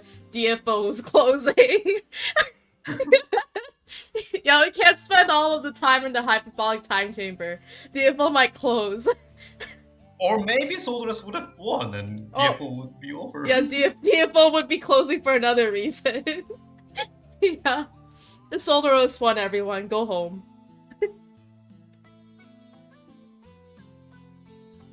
Also, I think I forgot to mention this, but since we mentioned the premium gym, Mhm. Azealia is obviously able to has the benefit of longevity as well. She's been living for several thousands of years. Yeah, yeah. Or apparently she's using different tech from Solderos. Oh, So she can basically, just stay alive for a long time. damn. But she apparently has a severe side effect which isn't disclosed in the game or lores. Oh. But if you see her sprites, she is like often yawning. Oh. Yeah. And she mhm. sometimes mentions sleeps. Dang. So many people will speculate that she or the side effect is probably something like hibernation or something. I see. Yeah, let We'll just have to ask Simona forehead. yeah, let's just ask Simona. Hey, do you sleep for a long time sometimes? And if she just pulls out a gun, it's like, tell no one. This is between Let's you and kill me. Simona now. Oh man. Well, I guess in some universes, Azealia got to live a long life, and then she, I guess, with some lore power, she ended up here as Simona. Maybe, Perhaps. perhaps. I would like to think that in some dimension out there, Azealia got to live a happy life. I think she deserves that much at least.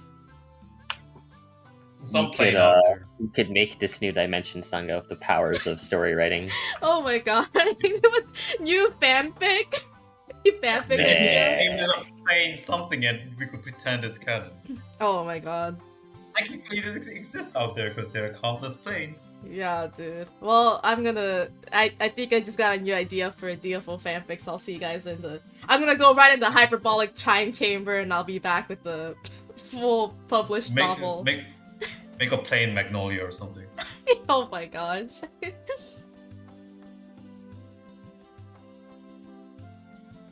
Oh my god. The time chamber? That's because I'm chewing gum, sorry. Oh my god. Gotta bookmark that Deviant art page. Oh my god. You guys, I'll give you guys the link to the fanfic. I'm not embarrassed by it. But when's the next chapter? Oh my god, dude. All the notes, like, they were on my old laptop that, like, got destroyed. Like, the hardware got destroyed, so The funny thing is, I vaguely remember the story threads, and I was actually thinking today, what if I do my next episode of this podcast talking about what the ending would have been and what I had in mind for the fanfic, just so that people, That's poggers. just so people can finally put that fanfic to rest. And then they'll like just reboot the story now. No, dude. There is no escape from this. You must support me on my Patreon. You'll get You'll get Hey, early Magnolia access. needs to be real. You'll get access. You'll get early access to the chapters there, right? Oh my god. Magnolia, the unlucky apostle for April Fools. All right, yeah, it's April Fool's Day in some places in the world right now. So, yeah, watch out for the jokes, guys. Hey, did you guys know Hilda's actually Seria? No, I'm just kidding. Oh my No, god. no. No, oh no, my lord. It's April Fool's here, don't worry. Oh man. Oh my gosh. But yeah, any other questions in chat? Any other funny comments, quips? You know, who do you guys think soldiers will actually beat Kain? Or no? Any Solderos believers in chat? I thought everyone was Hilda in disguise. he can't At beat this point, I'd Casillas. believe it. Damn. Oh, dude, everyone in chat is like, no, Solderos can't beat Kain. He can't even beat Casillas. And it's just like, damn. Oh, man. We don't have any Solderos believers. That you'll see in 110 cap. I'm not spoiling anything. Oh my gosh. I'm like stuck between this place where it's like, I don't want to spoil anything story-wise for 110 cap, but also I just want to look at everything that just came out in 110 cap. And I'm It just... is pretty juicy, not gonna lie. Yeah, and I'm just like, I don't know, should I go look or should I just wait like a good kid? But also like, I don't have to wait, I can just look now. Oh man, maybe I'll cave in after I'm done with school. Oh god. Cassie. That's Cassius' name now, Cassie. Cassie, Soldy. Cassie, Soldy. Cassie versus Soldy. That's cursed. Yangy. Yangy. Hildy. Hildy. What are we doing? Kaini.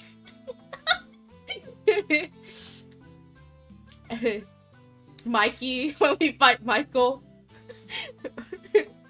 Awesome. I really want that. I really want to fight Michael. I think we might have to if this worrying trend continues. The 13 apostles. I need a 2022 like quality version of Michael as a true boss fight. It would Michael be, yeah. Punching our ass. Yeah, it would be cool. Yeah. Oh. I'm a summoner main. I get privileges to call him Cassie. You know what? That's actually fair. Yeah, you have like a contract with them and everything. Oh my gosh. Well, yeah. That he mentioned Summoner. So just a fun fact. So in the Pandemonium story, or to be specific, Central Park story, there's a section where you have a duel with Cassius. Whoa. Oh yeah! Like at the very end of it. Yeah, I vaguely remember this. Yeah, I was like... From what I've heard... Mm-hmm. Sorry, yeah, no, go ahead, go ahead. So from what I've heard, if you bring a summoner and summon Cassie... I'm calling him Cassie. On Cassius just one-shots the fake Cassius. Bro! Flat. Bro, what do you think you're doing summoning me in front of me? Cassie literally just like, get that fake Cassius out of here. Oh my gosh. Oh, someone said third podcast episode should be about the 7 shards, which is also another important faction. I would be completely useless. Dude, yeah, I have no idea about the 7 shards, like, not gonna lie. But also, like, I think they're pretty like, we're going back to Empyrean for 110 cap, so they actually will be brought up again, right? Yeah. 100%. Oh, they already are. Oh, they already are. They're already, yeah. like, they already are in that cap, like. Ah, I see. Yeah. Damn. I'm looking respectfully. Ooh, maybe we should do that. You know, while we're waiting 500 years for 110 cap to come out. Oh my god. Yeah. And they're related to salt lore. Ooh. The Seven Meisters? Does Gazelle count? Gazelle never dies. Dill was a former Seven Shard. Oh, okay, yeah. Will we ever kill Gazelle? These are the long-standing lore questions of DFO. 1. Will Solros ever be kind? 2. Will Gazelle ever die? Are there any other questions that need to be settled? Something about same thing, but basically Hilder. Yeah. 3. Will we actually Can we defend slap Hilder? Hilder? Yeah.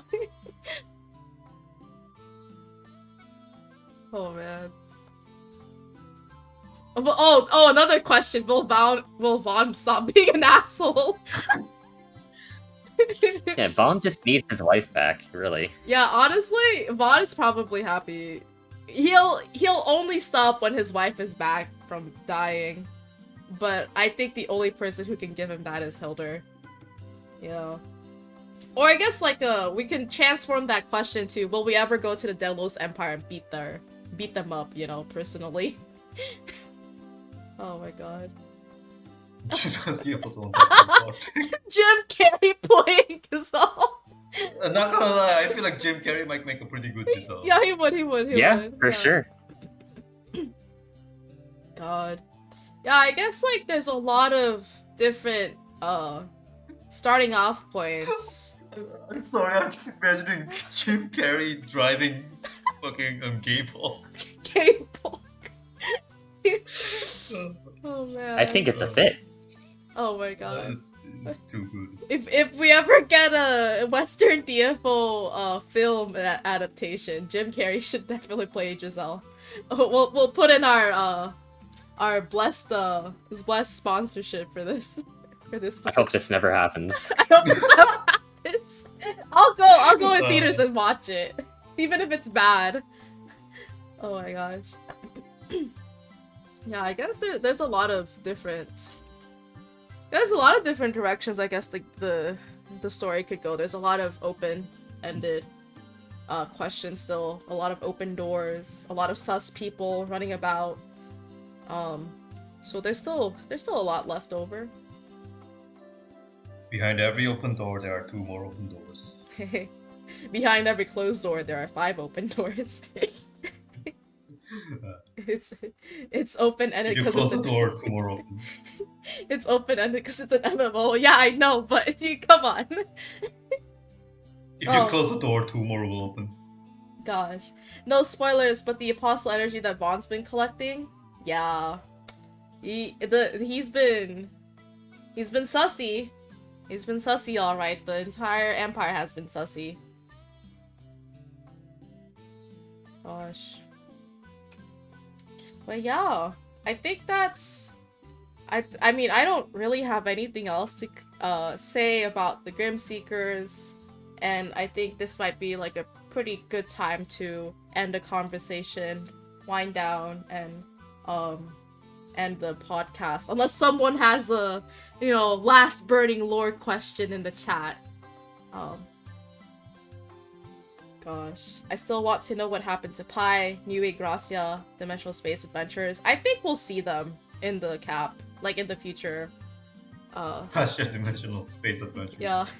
Yeah, I feel like, if anything, they could go for the writing trope where they just have them magically pop in at the most convenient time because they were traveling through dimensional space or something.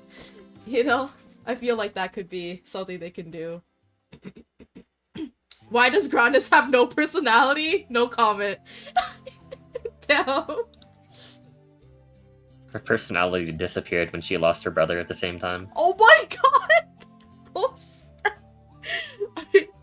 not wrong. Maybe she's an imposter. Maybe she's an imposter. Oh shit. Magar better watch his back. Gosh.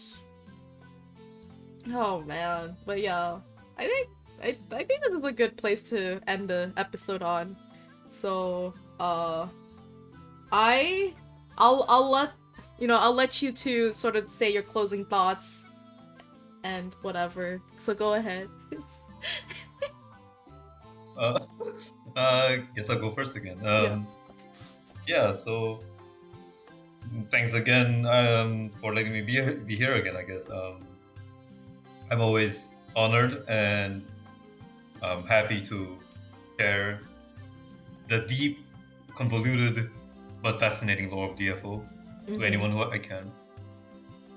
I'm but a humble servant to my loyal readers. Aww. But yes, thank you again. I love story time with Mango, so I'm always happy to listen in and get my own questions answered as well. Yeah, it's always good.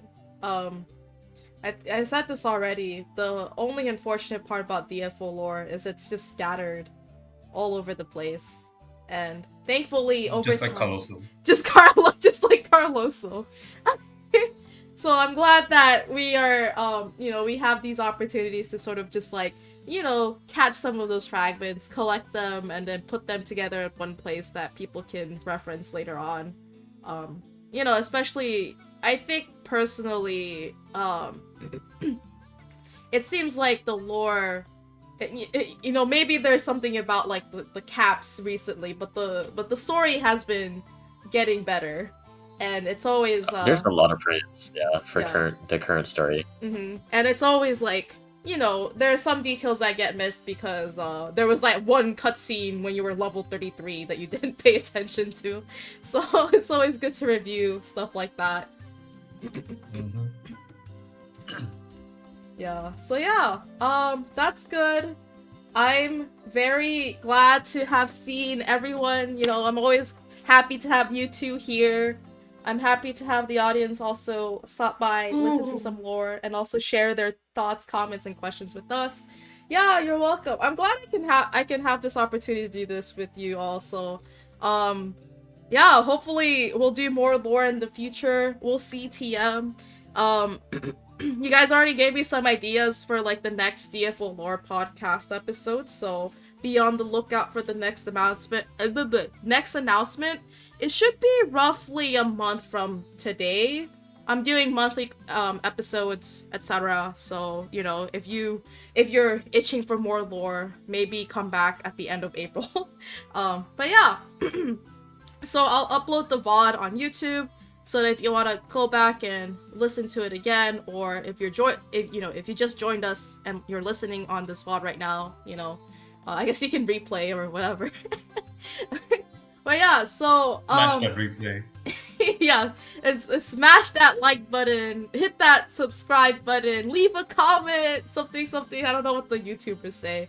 But yeah, so I'm glad we can talk about the lore, because I think there is a lot of good lore in this IP, and it's kind of makes me happy also to just see more games with the DFO IP also. But yeah. Oh, okay. So that's pretty much it. I would raid the X stream, but we're not having an X stream until Monday or Sunday. Monday, guys. So make sure keep your, if you haven't seen, we don't have an X stream today. It'll be on Monday. The announcement has already been posted in the DFO Global Discord. If you're curious about the time zones. Or wait. Oh. Sunday EST, yeah. My bad. Yeah, I guess it's Sunday for us, but Monday for them. So yeah, so the announcement has been posted. It looks like we're getting something related to Assault on Tuesday. So, keep your eyes open. And then hopefully, if you're excited for Assault, I hope you guys have a fun time next Tuesday. April Fool's stream. Oh my god. Oh my god, wait, yeah. I think it was April Fool's. Yeah, maybe they moved it because it would have been on April Fool's. I hope that wasn't the reason. Oh my god. No, I have a feeling... Definitely not. God. I have a feeling the DNF dual open beta might have had a hand in it, but maybe not a big hand. Very possible. Yeah, so because that's this weekend, so if there's any DNF dual gamers in chat, I hope you guys have fun this weekend and that the servers aren't overloaded like they were last time. And I think they have the new characters in it too, so like Ghostblade, F-Mech. I saw Enchantress was on the thing, so Ghostblade for sure. I I- forgot cover. if the others will be in. I think only Ghostblade's in this Okay. beta though. Okay. But yeah, so that's it. Thank you guys again. Thank you, Mango. Thank you, Forte, for, spending some time with me. It's always fun to have you on Yay. here. Woo, thank you. Thank you so much for sharing your expertise and your comments and your perspectives on the DFO lore about the Grim Seekers.